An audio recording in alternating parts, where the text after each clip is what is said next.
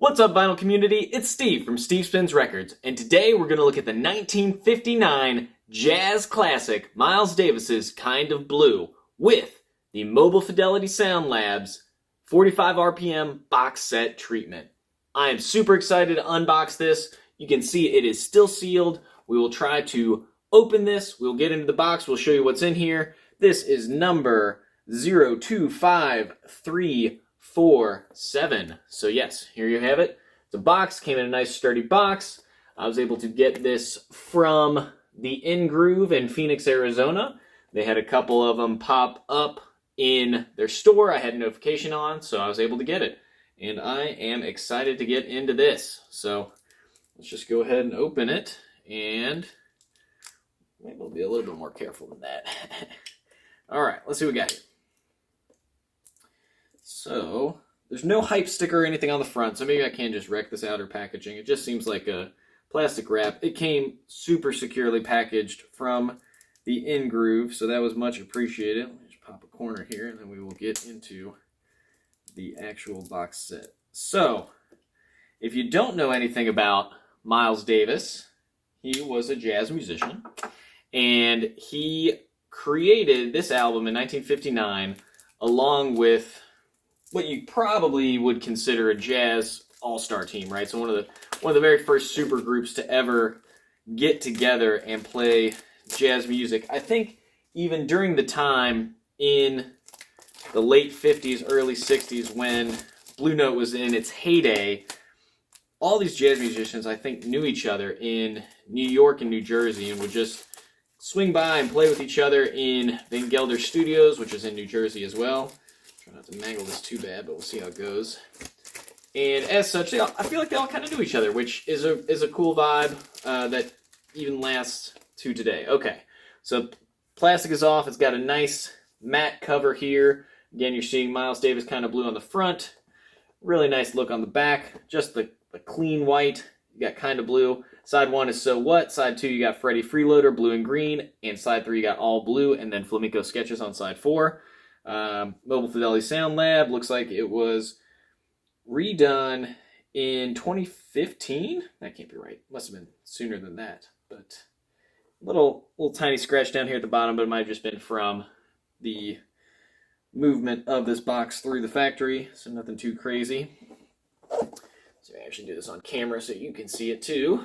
But it's very difficult to do with two hands. This is one of those things you got to kind of lay down on something and let it gently open. So let me try doing that instead. At least get it propped open. All right, here we go. All right, so inside the box, this is what you get. You've got a nice piece of foam here. And then within the foam, we've got the booklet. So that's really nice. We'll get into this in 1 second. And then you've got the actual discs themselves. There's disc 1 and disc 2. These are 180 gram audiophile discs, vinyl, audiophile vinyl. And yeah, side 1, So What. We'll get that in 1 second. Let me just show you the book first before we actually look at the label on these guys. This is really nice. You've got book here, opens up. You got shots of the band in the studio going through. And then produced by Irving Townsend, recording engineer Fred Plaut, recorded at Columbia, 30th Street. Oh, I'm sorry, this was recorded at Columbia. So scratch all that about Van Gelder Studio. This was actually done in Columbia, New York City. So March 2nd of 1959 were tracks 1 through 3, and then April 22nd of 1959 was tracks 4 and 5. Then you've got on the back, again, really nice here, picture of Miles Davis, Kind of Blue, the track listing, and then you've got an essay about improvisation in jazz by Bill Evans. Personnel on this, so again, this reads like a murderer's row, a who's who of various jazz legends. Miles Davis on the trumpet and as the band leader. You've got Julian, a.k.a. Cannonball Adderley, on alto saxophone. Then you got John Coltrane, another really heavy hitter in jazz, on tenor sax. You got Wynton Kelly, who plays piano on Freddie Freeloader. Then you've got Bill Evans, who plays piano on every other track. You've got Paul Chambers on bass, and then James Cobb on drums. So I did just a little bit of research into the album and really the musical theory behind the album and what made it so transcendent. It's on everyone's top jazz albums. It's often referred to as the top jazz album of all time. It's mentioned as a gateway jazz album to get people into jazz music.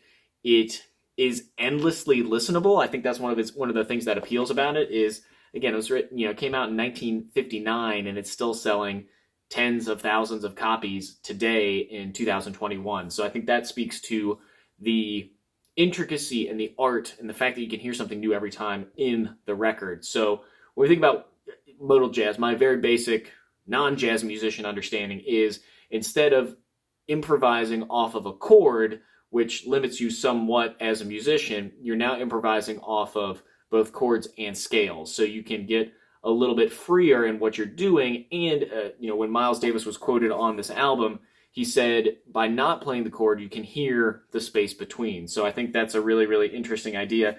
The other thing that was interesting in the research I was doing for this was that he didn't really give a lot of prep or a lot of rehearsal to the musicians that showed up. I think he just gave them a couple of directional things about the notes and the scales and the chords that they were going to be playing. But beyond that, not a lot of rehearsal, not a lot of alternate takes to this whole album. I think there may be one alternate take that appears on bonus version CDs. You can probably find it online.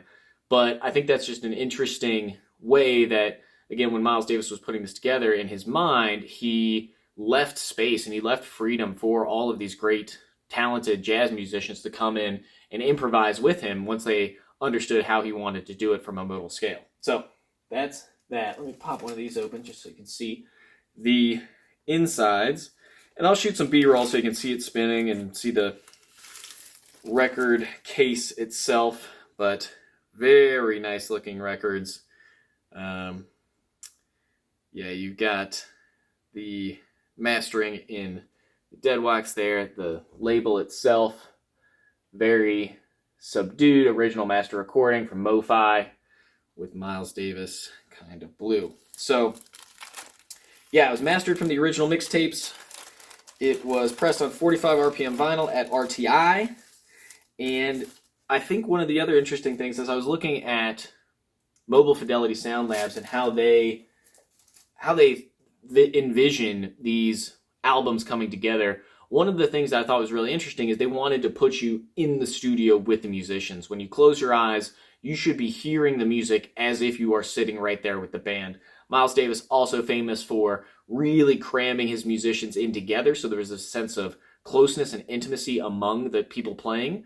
Today, I think modern musicians, they sit a little bit further apart, but Miles Davis really wanted everyone jammed in close, so they got that tight-knit feel. So what this recording does is, because it's coming directly from the original tapes and because it sounds so good, you can imagine yourself in that studio in 1959 while these guys are playing music. And I think that is just phenomenal. That is the pinnacle of what you want vinyl records, what you want music to do, really, is to transport you to another place, another time, and then use that to ultimately fuel either your own creativity or your ability to just think and relax and have a good time. So I think that's really, really cool. When we get to the length of the album, it is 45 minutes and 45 seconds long. The MSRP on this set is $60, which brings it in at a high $1.31 per minute on vinyl, which typically I feel like is, in my other videos, kind of in this 60 to 70 to 80 cents per minute range. So $1.31, high price to pay, but at the same time, you're also getting the greatest jazz album of all time on an amazing recording that in its hype is intended to be passed down to other generations. So I think that's an acceptable price to pay. It's not like you're paying $1.31 per minute on vinyl for every vinyl record you have. This is a special one. This is the fine china. So let's break it out and have a listen to it. So when we think about Kind of Blue, it's number 12 on Rolling Stone's 500 Greatest Albums of All Time. It is the best-selling jazz album of all time with 5 times certified platinum, over 5 million copies sold. It sells about 10,000 copies a year, 50 years after it was made. And it's an amazing album. The tracks, I won't break them down. I'm going to let you go through and listen to them. So What? It's got 2 modes, 16 measures of 1, 8 measures of 2, and then 8 back of 1. So you get a little bit of a 1, 1, 2, 1 approach, right, of that kind of setup. Freddie Freeloader is a 12-bar blues, which is really cool to listen to. You got Blue and Green, which is a 10-measure cycle again. And then All Blues is 12-bar blues in 6/8 time.